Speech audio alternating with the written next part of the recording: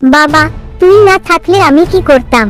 ছোট ঘরের ভেতর মা ঘর তোলপাড় করছে, ড্রয়ার খুলছে বন্ধ করছে।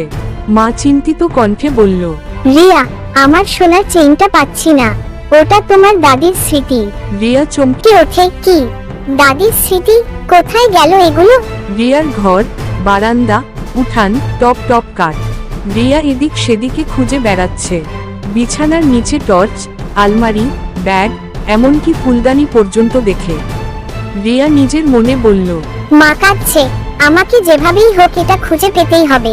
রিয়ার চোখে একটু ভয়, একটু আশা। গলির মোড়, রিয়া দেখে এক ভিখারি মহিলা ডাস্টবিনের পাশে কিছু কুড়োচ্ছে। মহিলার হাতে ঝকঝকে কিছু ঝিলমিল করতে দেখা যায়। রিয়ার মনে সন্দেহ ওঠে। ওটা কি আমাদের চেইন? রিয়া এগিয়ে গিয়ে ভদ্রভাবে জিজ্ঞেস করে, খালা, আপনার হাতে কি আছে দেখতে দেবেন? মহিলা হাত খুলে দেখায় একটি হলুদের কৌটা। ঝিলমিলটা ছিল ভিতরের স্টিকার থেকে। রিয়া লজ্জা পায়। দুঃখিত খালা, ভুল বুঝেছিলাম। মহিলা হাসে, বাবা, মানুষকে সন্দেহ করা ঠিক না। বাড়ির দরজার সামনে রিয়া ফিরে এসে দেখে বাড়ির সামনে একটি দুধওয়ালা দাঁড়িয়ে। দুধওয়ালা বলল, বাবু, তোমাদের চেইনটা কি তোমাদের বালতির পাশে পড়েছিল? তার হাতে পরিচিত সেই সোনার চেইন। রিয়া অবাক।